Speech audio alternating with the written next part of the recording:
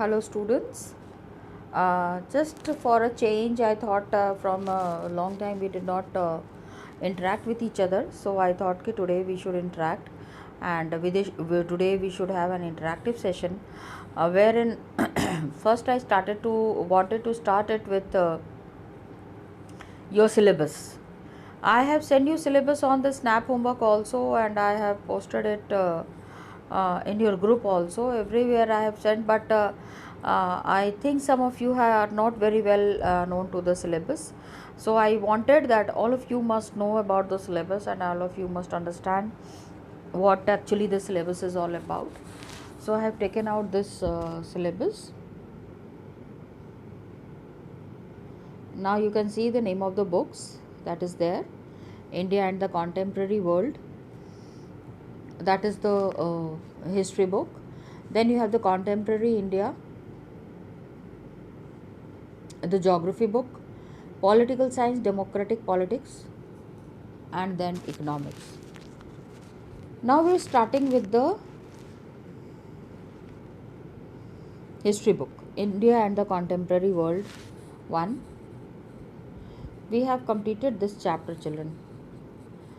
Try to understand कि ये जो section है, your complete book is divided into different sections. Section 1 that is here, it is having 3 chapters and all the 3 chapters are compulsory. मतलब कोई choice नहीं है.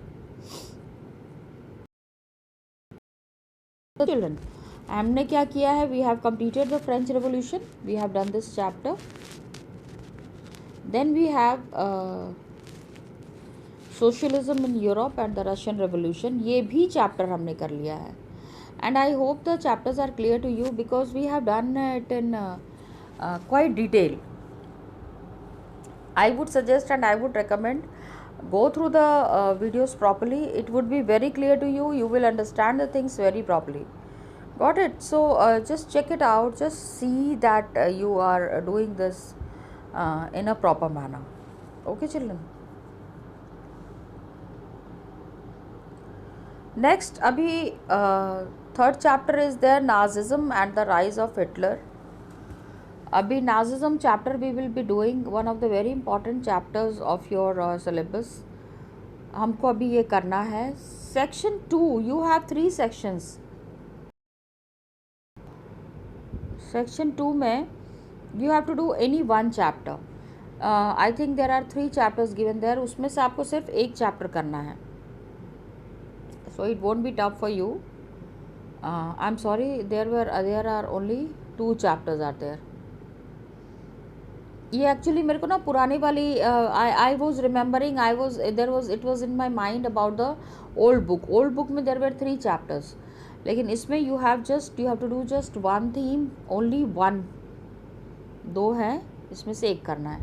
That means in history you have to do only 4 chapters. Just 4 chapters you have to do. Got it, children?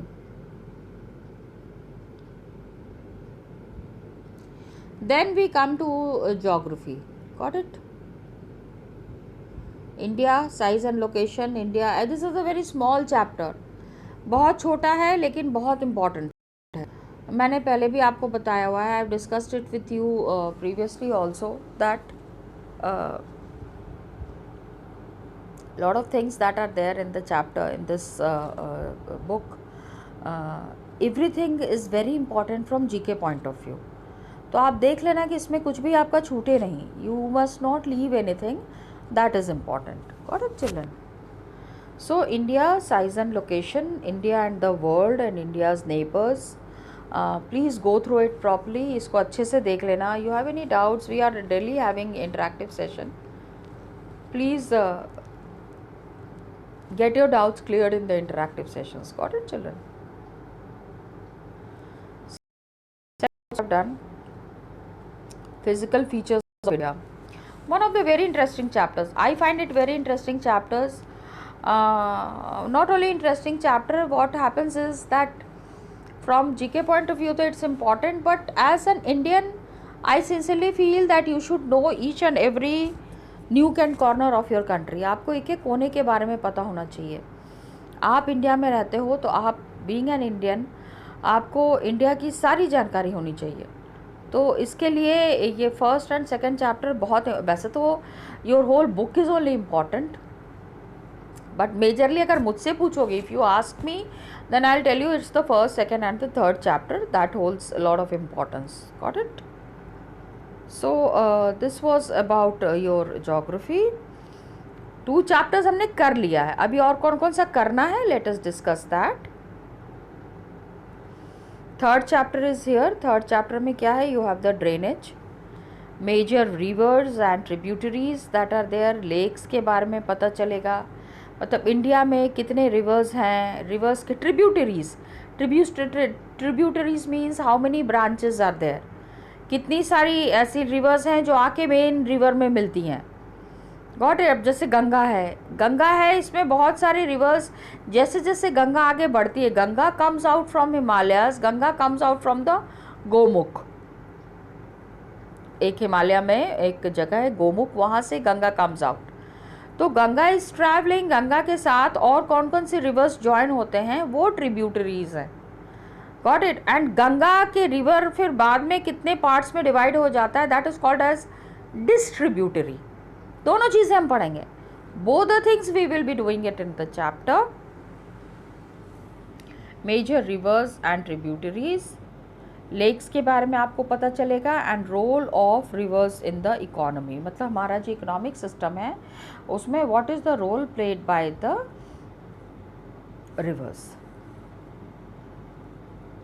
हमारा economic system rivers पे based children. And सबसे बड़ी बात यह है कि India is so powerful economically, it is so powerful, it is because of our resources, rich resources, and water is also one of the very rich resources. बाकी के countries बहुत सारी, there are many countries where we have lack of water, पानी बहुत कम है, लेकिन फिर भी the countries are doing well, countries कर रहे हैं काम। पानी बहुत महंगा है उन कंट्रीज़ में। Go to some countries, middle east countries specially, when you go to this countries then you come to know कि water is so precious and so important, and we need to save water. That is one of the major aspects children that we need to do. And pollution of rivers, rivers का जो pollution है उसको भी हमको देखना है। We have to check that the pollution of river is less. Then we will be doing the 4th chapter, climate. This is climate chapter जो है, this is something very technical chapter children. ये chapter हम लोगों को करना है, and इसमें climate, weather, ये सर्दी होती है, ठंड पड़ती है, ये गर्मी होती है, बरसात होती है, all these changes in the environment that happens, all the changes that happens, how does it happen and what is its impact on the Indian economy, बहुत सारी चीज़ें। Just see, first thing we will be doing is concept, then we will be doing climatic controls, then factors influencing India's climate, India के climate में किन किन चीज़ों का असर पड़ रहा है, we will be doing about that. Indian monsoon, monsoon is very important. India being an agricultural country, our whole economy is based on agriculture, तो उसमें what is the role played by the monsoon, we will be talking about it. Distribution of rainfall, how rainfall is influencing the economic system and the other things in our country, इसको भी हमको करना है। And monsoon as a unifying bond, पता है monsoon पे base करके हमारे यहाँ बहुत सारी चीज़ें होती हैं। बारिश होती है, द किसान कितने खुश होते हैं, and because of this monsoon what happens ki lot of happiness comes to India, because India में 70% of population is engaged in agriculture। तो वो 70% of population, मैं थोड़ा पुराने टाइम की बात कर रही हूँ, in today's time there are other sectors that are coming up, but once upon a time in the olden days it was the agriculture based economy, जिसमें कि people used to find lot of happiness in this kind of things. Then we will be doing the 5th chapter, one of the most interesting, जैसे बच्चों वाला chapter है, 9th class का वो नहीं है, उसमें आपको वेजिटेशन पता चलेगा, वेजिटेबल के टाइप्स पता चलेंगे, wild life, conservation. Majorly we will be understanding about wildlife. So many animals are there children in India. Extinct हो गए हैं या फिर extinct होने वाले हैं. It is on the verge of extinction. ये सारी चीज़ें हमको समझने की ज़रूरत है. Okay children. And a very important factor is the conservation of the vegetation and wildlife. कैसे कंजर्व करेंगे इतना सारा जो हमारे यहाँ पे agriculture is happening? How do we conserve this agricultural process and wildlife also? Then we will be talking about population. what is the structure of population in India? What is the process of population? We will be talking about that. Just a minute children, you have to give me 2 minutes. I'll be just. So children, this was about geography. So अभी हमने कितने chapters कर लिए हैं? We have completed 2 chapters, India, size and location, and physical features of India. Got it children? So we will be doing the 3rd chapter later on. Now this is about pol science. Now we come to pol science. Democratic politics 1. This is because the second part is there in the class 10th. What is democracy and why democracy? Got it? We need to understand कि ये कैसे ये democratic features are we doing? इसमें हम कैसे कर रहे हैं? How it is being done? And what would be the major process of democracy? हमने ये कर लिया है ये chapter, and I hope you enjoyed the chapter. It was a very good chapter where you know each and everything about democracy. One of the very important features of democracy in India, or not only in India, all over the world. Got it? तो ये वाला भी chapter हमने कर लिया है. Now what I was feeling is today that I'll be starting the second chapter in geography, in pol science, because we have already completed history and geography 2 chapters. तो आज मैंने ये सोचा हुआ था, today I thought that I'll be doing with pol science, constitutional design. अभी I'll start this chapter क्योंकि मेरे my major thing is that कि we at least complete 2 chapters in all the books. If we complete 2 chapters in all the books ना, it would be very easy. काफ़ी अच्छा रहेगा. Constitutional design में we have to do about democratic constitution in South Africa. पहले हम Africa की constitution के बारे में डिस्कस करेंगे. ये हम किस लिए करेंगे? ये हम इसलिए करेंगे, we will be understanding, of course we need to understand our country's constitution. कैसे बना, कितने लोग इन्वॉल्व थे, क्यों बना, ये सब चीज़ें समझेंगे. लेकिन आपको दूसरी कंट्रीज़ के बारे में भी जानना चाहिए. We should have an idea about what is happening in the other parts of the world. Okay, so that is also one of the major aspects that we will be doing. So why do we need a constitution? हमको constitution क्यों चाहिए?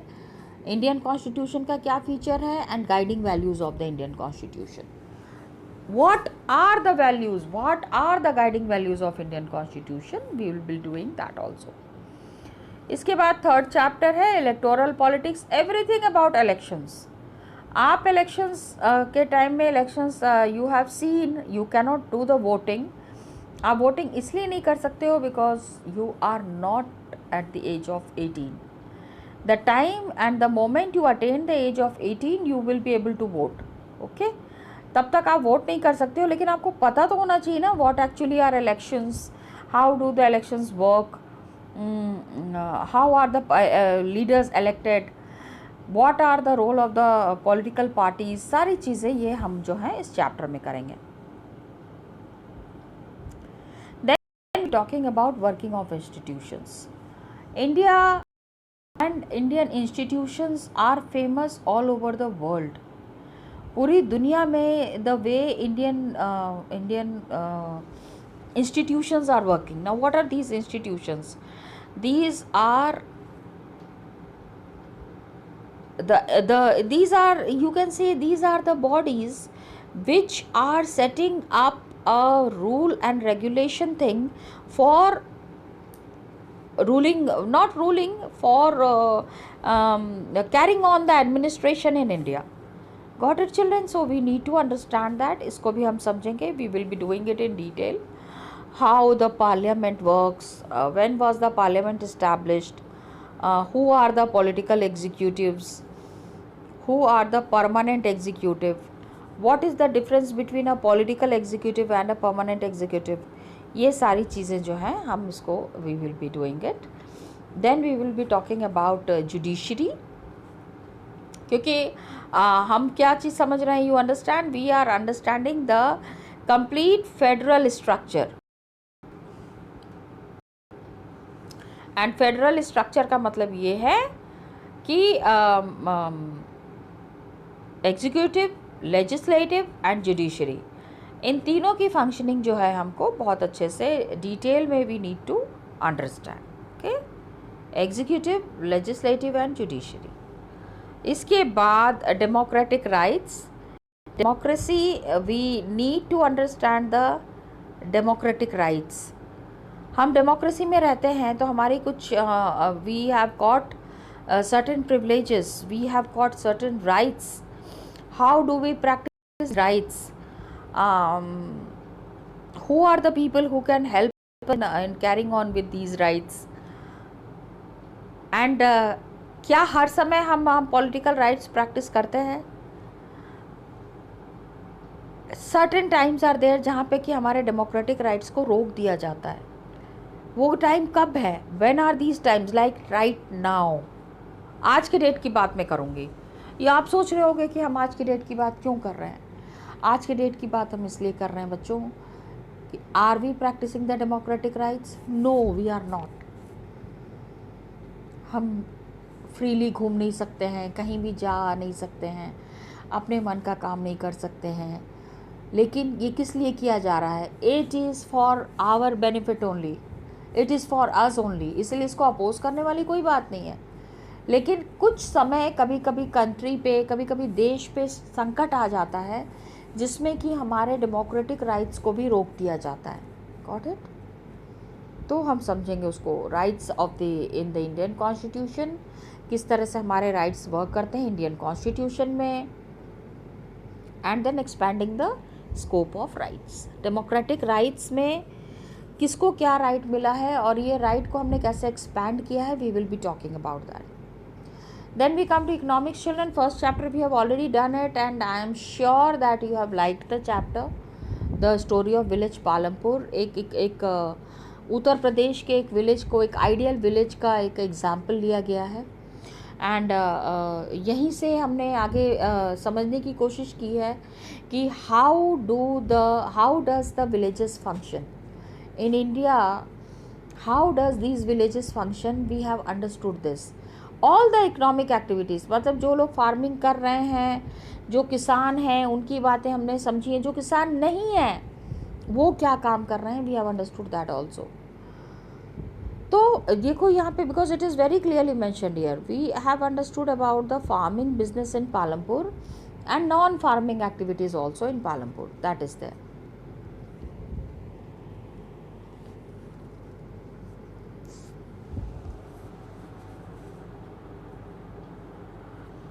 After that, second chapter we will be starting people as resource. जो लोग किसी भी country में रहते हैं, how are they utilized as resources? Can really the people be resource?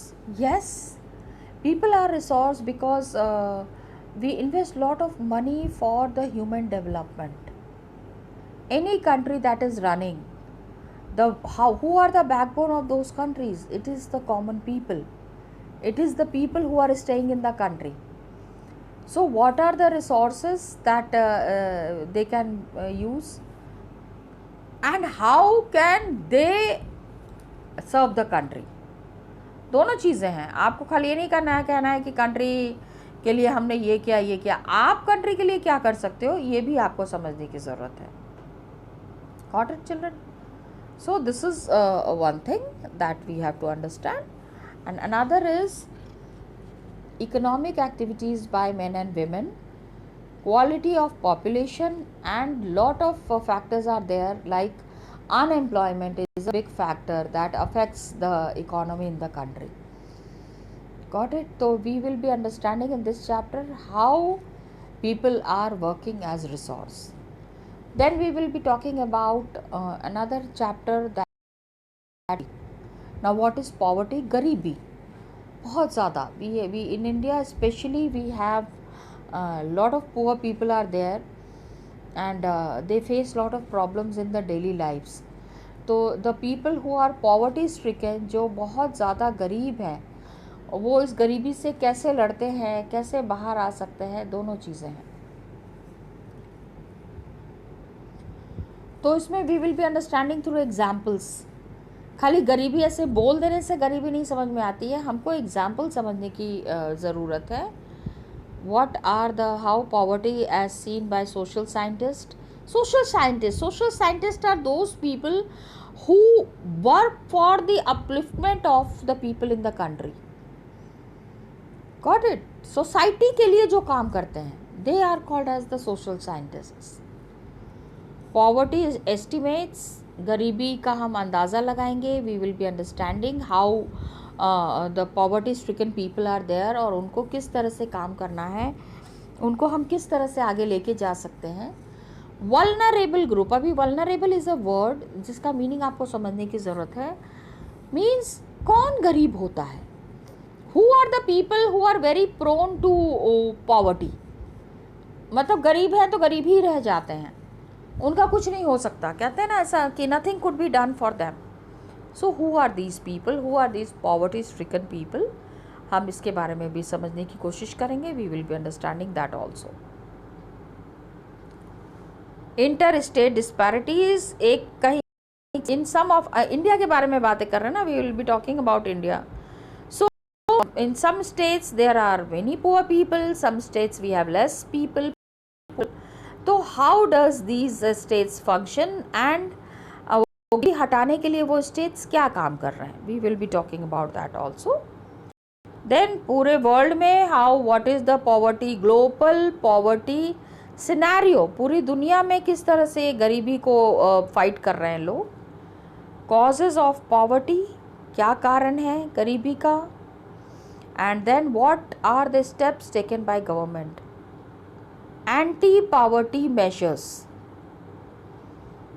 गरीबी है, इस गरीबी को भगाने के लिए, इस गरीबी को हटाने के लिए लोग क्या कर रहे हैं.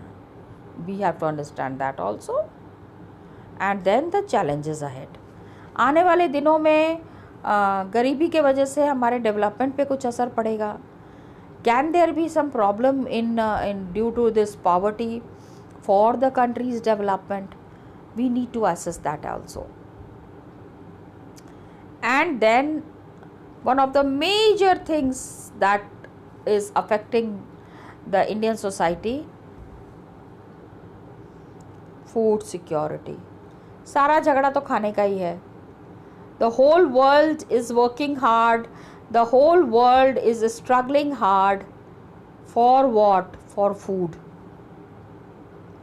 Food security is very important. खाना अगर नहीं होगा ना, when people don't get food to eat, तो कुछ काम नहीं हो पाता है, and people face lot of problems. So we have to understand the overview how food security works. What is food security? Why are we talking about food security? Food security ना, खाना सबको मिलना चाहिए. Now look at today's time. What is happening today? Due to this virus, people who were living in the other parts of the country, कोई बिहार का है, गुजरात में जाके काम कर रहा है, यूपी के लोग हैं महाराष्ट्र में, मुंबई में काम कर रहे हैं, वो वहाँ फंस गए हैं. They are stricken there. तो उनको इस चीज़ से कैसे हम बचा सकते हैं, how to take them out of that, and then how to arrange for food for them. कोई भी इंसान भूखा नहीं मरना चाहिए. Even the government also thinks that no person in the country should die because of hunger. तो food security का India में क्या क्या है तरीका. Then what is buffer stock. अभी बफर स्टॉक के बारे में मैं आपको ज़रूर बताऊंगी. अभी why I am talking about buffer stock is today, आज की डेट में सबका काम रुका हुआ है. People go and buy food and eat. घर खाना चावल खरीद लेते हैं, दाल खरीद ले. आज लोगों के पास पैसा नहीं है कि वो दाल चावल भी खरीद पाएँ. तो सरकार कहती है ना कि हमारे पास बहुत खाना है, हम सबको खाना देंगे, कोई भी भूखा नहीं मरेगा. It is by this buffer stock. In the agricultural practices जितना भी पैदावार होती है उसमें से certain amount of food is kept as buffer stock. These food is just kept so that it could be used during the time of emergency. That is called as buffer stock. Got it? Then what is PDS, public distribution system? How does it work? How do the poor people get food? Ration shops कैसे काम करते हैं? Ration की दुकान आपने देखा होगा, ration की दुकान आपने पढ़ा होगा. The ration shops, how does these ration shops work? What is the public distribution system? And current status of public distribution. Children, पता है 26 मार्च को, 26 नहीं 25 मार्च को जब हमने ना क्लासेस शुरू की थी, उसी समय मैंने आपको कहा था कि आपको project work, you have to make the project work. And disaster management पे कुछ मेरे पास, I have got some pictures but everybody has not send me a picture. ठीक है, तो आप जिन जिन लोगों ने अपना मैंने ये प्रोजेक्ट वर्क कंप्लीट कर लिया है, please send your pictures to me through mail. ठीक है, that is consider to be, please consider it as an homework and please do send it to us. Thank you so much children. Next class में we will be starting with the second chapter of political science. 2 chapter history हो गया, 2 chapter geography हो गया. Now will be starting with political science. Thank you children and all the best to you.